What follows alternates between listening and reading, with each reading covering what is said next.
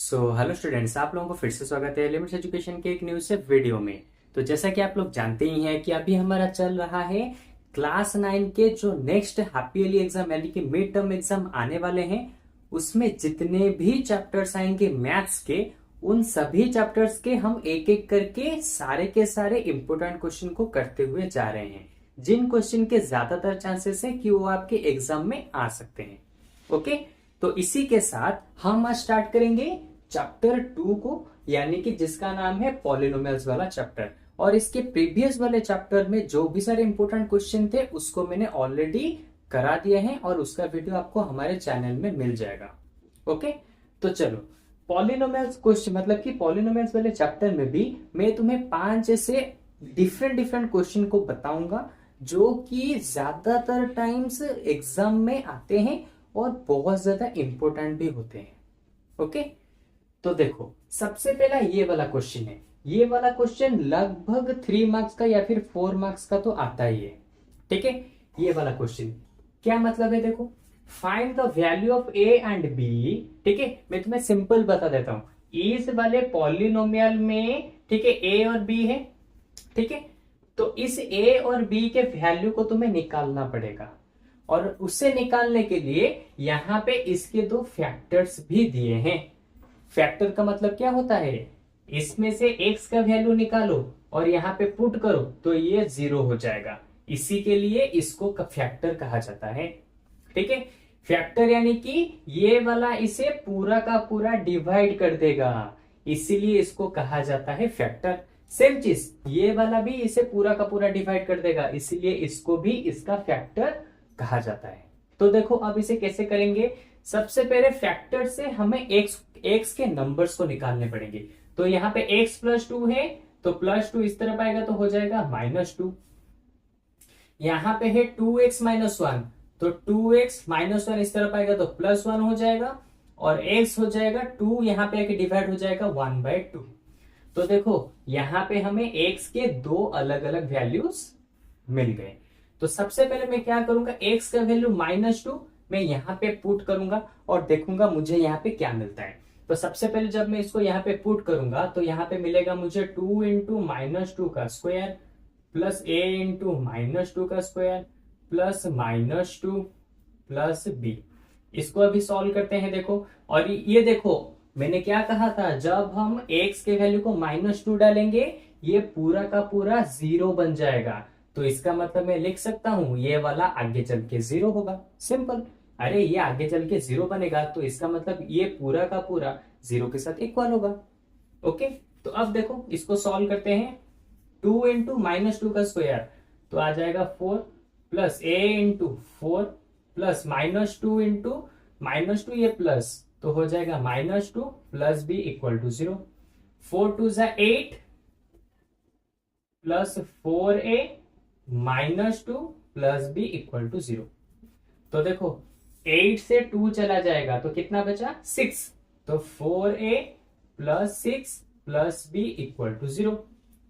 4a plus b को मैं इसी साइड रखता हूं और प्लस 6 को इस साइड ले जाता हूं तो ये हो जाएगा -6, जो कि है हमारा इक्वेशन 1। ठीक है, तो देखो यहां से हमें a और b के कुछ यहाँ पे वैल्यूज मिले।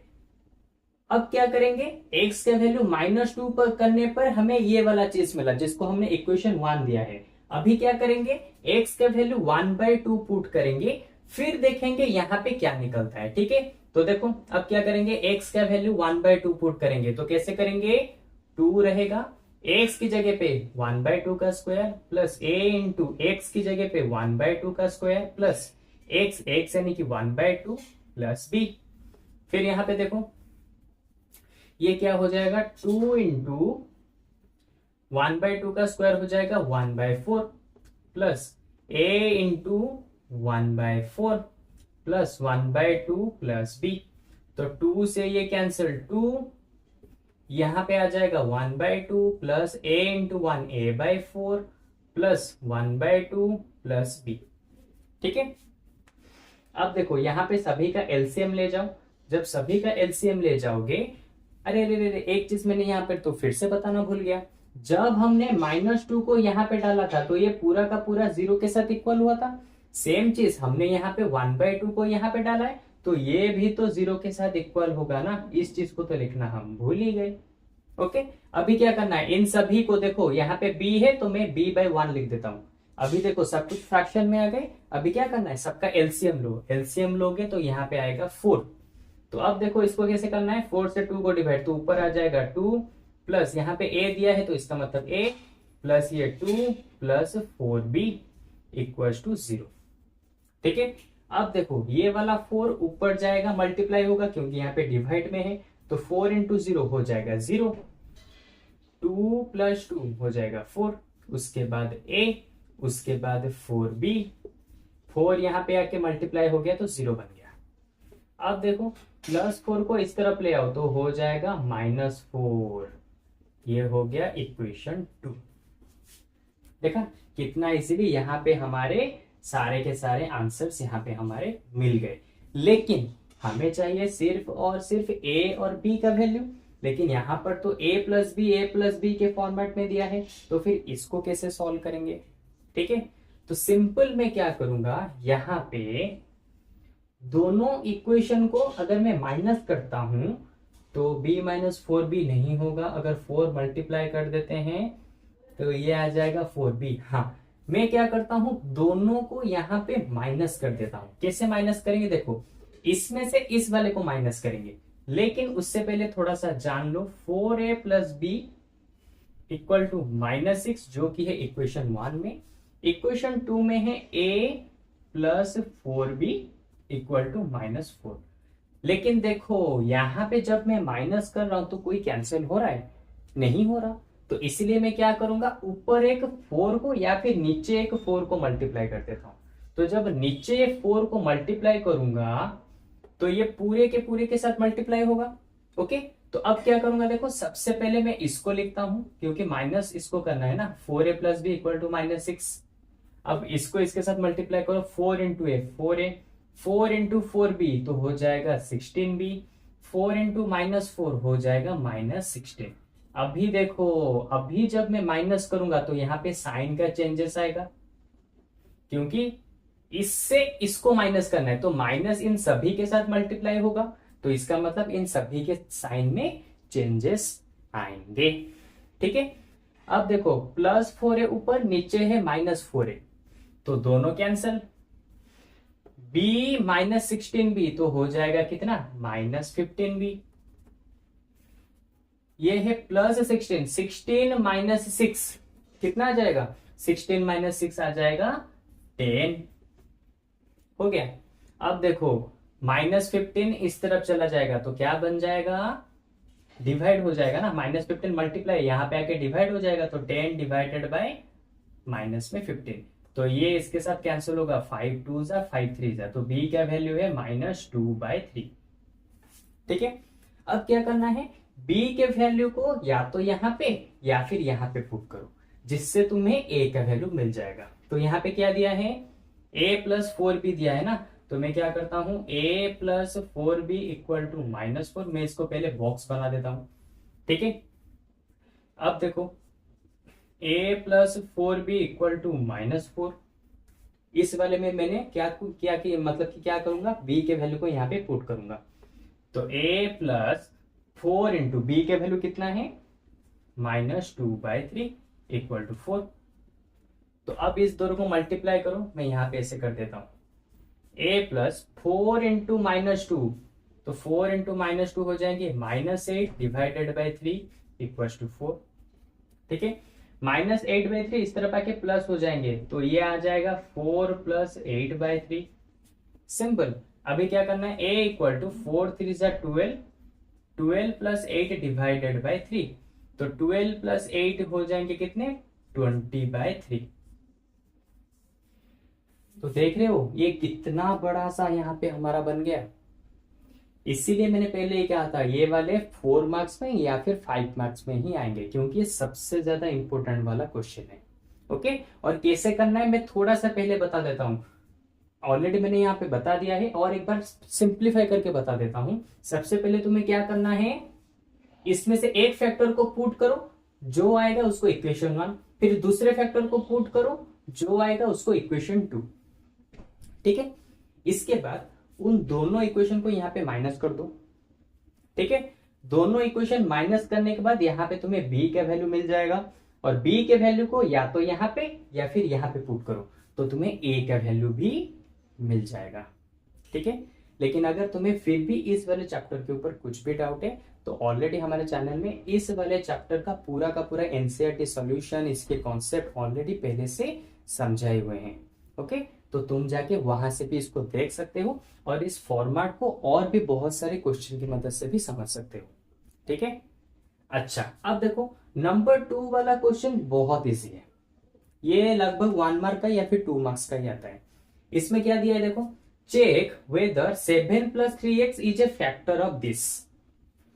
हमें चेक करना है ये वाला इसका फैक्टर होगा या नहीं होगा।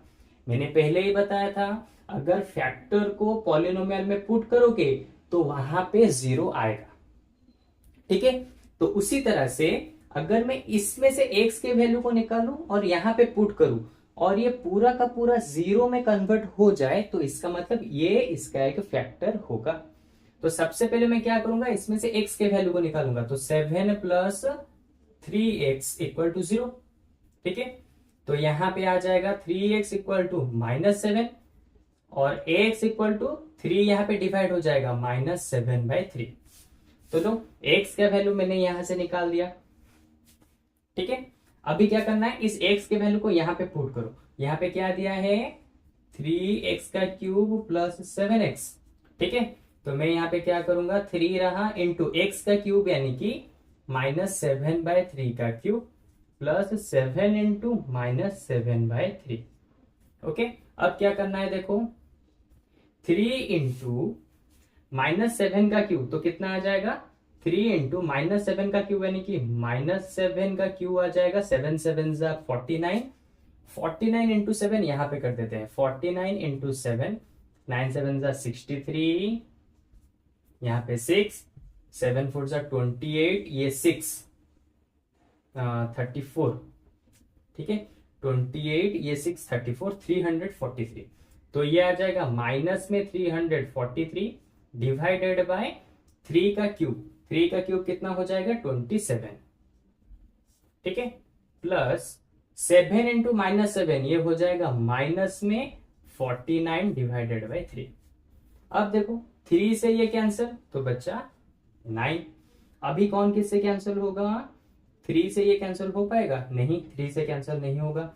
तो यहां पे बचा -343/9 -49 डिवाइडेड बाय 3।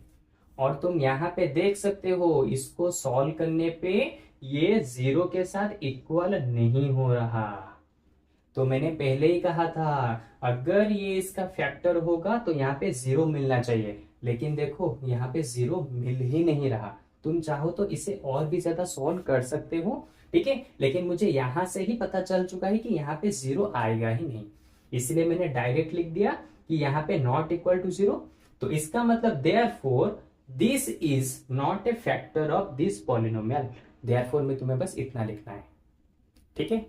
तो चलो ये दोनों क्वेश्चन तो हो गए, सबसे ज्यादा इंपॉर्टेंट क्वेश्चन यही वाला था, सिंपली से हो गया। और मैं आगे चल के इसी तरह का एक क्वेश्चन और भी बताऊंगा, लेकिन दूसरे मेथड से, ठीक है। तो चलो इसको इरेज करके जो और हमारे 3 डिफरेंट क्वेश्चन है उसको सॉल्व करते हैं, ठीक है। तो सबसे पहले मैं इसको इरेज कर देता हूं। तो देखो ये वाला भी एक बहुत ज्यादा इंपॉर्टेंट क्वेश्चन है जो एग्जाम में 3 मार्क्स के या 4 मार्क्स के आते हैं, जिसमें कि तुम्हें एक पॉलिनोमियल दिया होगा और उसका एक फैक्टर दिया होगा, ठीक है। तुम्हें यहाँ पे क्या करना है, फैक्टर यानी कि उसने कहा होगा ये वाला पॉलिनोमियल को तुम्हें इससे डिवाइड करना है, और डिवाइड करने के बाद एंड में जो रिमाइंडर आएगा वो कितना आएगा वो तुम्हें बताना है, ओके। तो देखो सिंपली कैसे बता सकते हैं, जैसे हम डिवीजन करते हैं वैसे ही करेंगे। ये है डिविडेंड तो इसको बीच में रखो, y³ + y² - 2y + 5, ठीक है। इसको किससे डिवाइड करना है, y - 5 से डिवाइड करना है, ठीक है। मैं इसको अच्छे से जरा बना देता हूं, हाँ y - 5 से इसको डिवाइड करना है। अब देखो कैसे करोगे, तुम्हें बस ध्यान रखना है क्या, इस पहले वाले जो भी नंबर आएंगे उनको कैंसल करते हुए जाना है। कैसे कैंसल करोगे, y से कितना मल्टीप्लाई करोगे, वाई क्यू आएगा। सिंपल, y से वाई स्क्वायर मल्टीप्लाई करने पे वाई क्यू आएगा ना, तो मैंने लिख दिया वाई स्क्वायर। तो y into y square equal to y q. और डिविजन में हमें पता होता है क्या, यहाँ पे हमें माइनस करना पड़ता है। तो y q minus y q cut गया, कितना बचा, 0। तो नीचे कितना आएगा, एक मिनट एक मिनट एक मिनट, यहाँ पे थोड़ा सा मैं बताना भूल गया। y इंटू वाई स्क्वायर कितना आ गया, वाई क्यू। लेकिन यहाँ पे -5 भी तो है ना, तो -5 भी इसके साथ मल्टीप्लाई होगा, तो -5 इंटू वाई स्क्वायर हो जाएंगे -5y स्क्वायर। ओके, अभी क्या करना है, इनके साइन को चेंज करना है। यहाँ पे प्लस था तो यहाँ पे माइनस, यहाँ पे माइनस था यहाँ पे प्लस। तो देखो plus y q minus y q cancel, y square plus 5y square, एक वाई स्क्वायर यहाँ पे है, उसके साथ 5y स्क्वायर को मिलाने हैं, तो कुल मिला के 6y स्क्वायर हो गए, तो 6y स्क्वायर। ओके, फिर इसमें से एक नीचे आएगा -2, वही जैसे हम नॉर्मल डिवीजन में करते हैं वैसा ही यहां पर भी करना है। अभी देखो y के साथ कितना मल्टीप्लाई करोगे, 6y स्क्वायर आएगा। सिंपल, 6y को मल्टीप्लाई करो, तो 6y इंटू वाई हो जाएगा 6y स्क्वायर, 6y इंटू -5 हो जाएगा -30y। क्योंकि हमें पता है ऊपर जो नंबर इसके साथ मल्टीप्लाई होता है उसको इसके साथ भी करना पड़ेगा।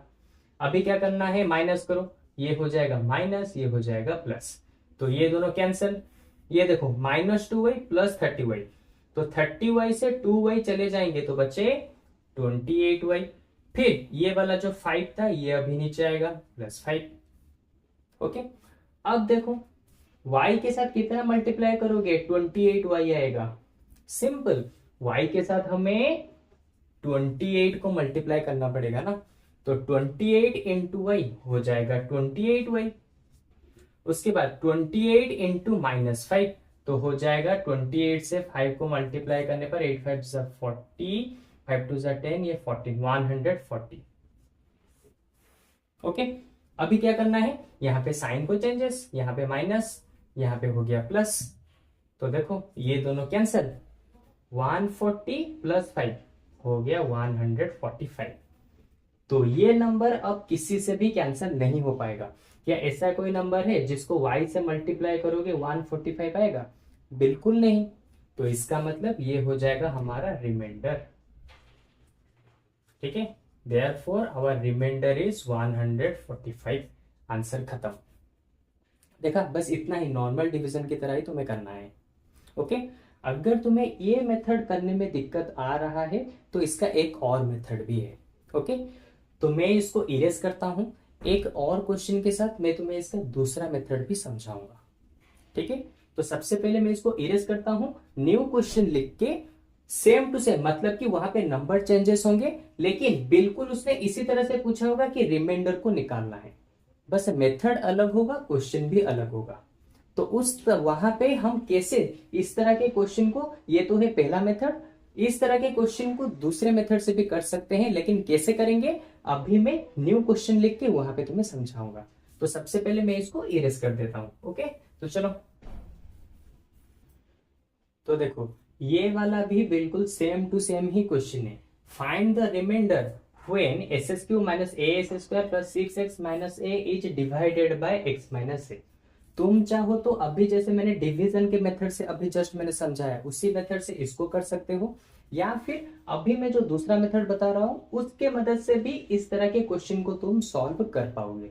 कैसे करना है देखो, सिंपल, इस फैक्टर में से x के वैल्यू को निकाल दो। तो यहाँ पे सबसे पहले x के वैल्यू को निकालो, x - a है 0, तो इसका मतलब x हो जाएगा माइनस a इस तरफ चलाएगा, तो x का वैल्यू निकल गया a। तो अभी क्या करना है, जहां जहां पे x दिख रहा है वहां पे a को पुट करो। कैसे करोगे, सबसे पहले दिया है s³ - a s² + 6x - a, तो x की जगह पे पुट करो a, तो ये हो जाएगा a का cube minus a into x की जगह पे पुट करो a, तो a² + 6 इंटू a - a।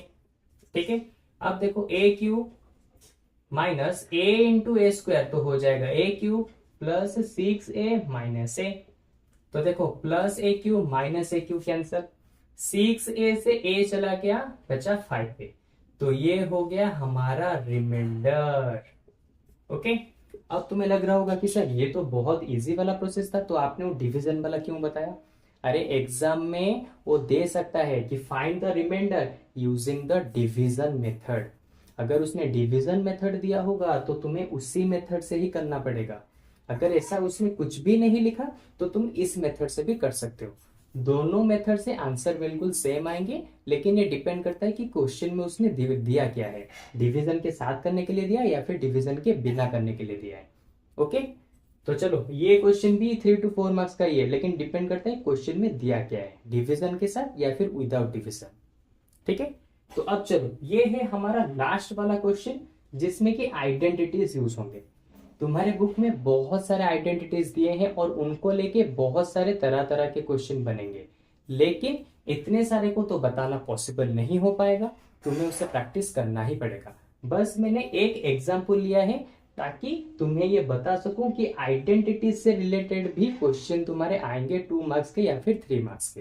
तो जितने भी सारे आइडेंटिटीज है तुम्हारे बुक में उन सभी को पढ़ के रखना और अच्छे से प्रैक्टिस भी कर लेना। और आइडेंटिटी से रिलेटेड क्वेश्चन आएंगे मतलब आएंगे 100% आएंगे। ओके, तो देखो यहाँ पे 102 का क्यूब करने के लिए कहा है, तो कैसे करेंगे? देखो 102 को मैं लिख सकता हूं 100 प्लस 2 का क्यूब।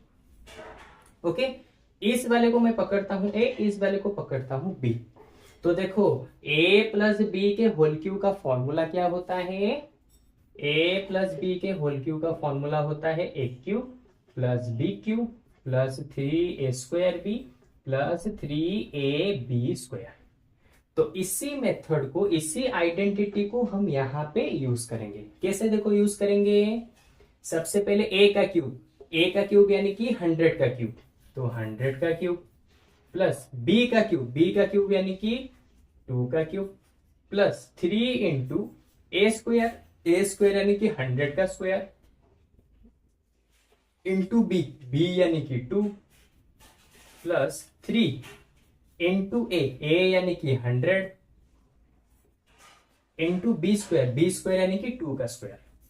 देखा, इस तरह से हमने आइडेंटिटीज को यहाँ पे लिख दिया। अभी बस इसको सॉल्व करना है और एडिशन करना है। 100 का क्यूब यानी कि 1, इसके साथ 00 फिर 00 फिर 00 प्लस 2 का क्यूब यानी कि 8 प्लस 3 इंटू 2 तो 6। ठीक है, तो 6 इंटू 100 का स्क्वायर हो जाएगा 100 फिर 00। ठीक है, प्लस 3 इंटू 100 तो 300, यहां पे हो जाएगा 2 का स्क्वायर 4, तो 4 3 12, 12 इंटू 100 1200 हो गया। अभी देखो ऑल सॉल्व करना है। 1 2 3 4 5 6 प्लस 8 प्लस 6 इंटू 1 तो 6, उसके बाद 00 प्लस 1200। अभी क्या करना है? इन सभी को एडिशन करो, तो क्या आ जाएगा 100 फिर 00 फिर 00 फिर आ जाएगा 6 के साथ 00 तो यहाँ पे 00 फिर 00 यहाँ पे 6 फिर आ जाएगा 1200 तो 1200 फिर आ जाएगा 8 फिर आ गया 8। इन सभी को एडिशन कर दो, तो ये हो गया 8, ये हो जाएगा 0, ये 2, ये 1, ये हो जाएगा 6, ये हो जाएगा 10। तो हमारा एंड में आंसर निकलेगा 1061208। देखा, इस तरह से तुम आइडेंटिटीज को यूज करके किसी भी बड़े क्वेश्चन को बिना मल्टीप्लाई किए उसके आंसर को तुम निकाल सकते हो। ओके, इसके बहुत सारे आइडेंटिटीज हैं, तुम्हें हर आइडेंटिटीज को प्रैक्टिस करना ही पड़ेगा, तभी जाके तुम्हारे पॉलिनोमियल्स में जो भी क्वेश्चन आएंगे तुम उन्हें कर सकते हो। ठीक है, तो चलो इसी के साथ हमारे 5 इंपोर्टेंट क्वेश्चन तुम्हारे पॉलिनोमियल्स के मैंने यहाँ पे तुम्हें बता दिया। तो अब मुझे लगता है कि पॉलिनोमियल्स में तुम्हारे कुछ भी डाउट नहीं होंगे, लेकिन फिर भी अगर अभी तक तुम हमारे पॉलिनोमियल्स चैप्टर को अच्छे से नहीं समझे हो तो हमारे चैनल के ऊपर जाओ, वहां पे तुम्हें क्लास 9 के पूरा ही एनसीईआरटी का सिलेबस चैप्टर के साथ वहां पे तुम्हें देखने को मिल जाएगा, जहां पे मैंने तुम्हें एग्जाम्पल के साथ, एक्सरसाइज के साथ सभी कुछ लेके अच्छे से सभी चैप्टर्स को क्लियर किया हुआ है। ओके, तो चलो आज के क्लास में हमने पॉलिनोमियल्स को खत्म किया ताकि तुम्हारे हैप्पीली एग्जाम अच्छे जा सके।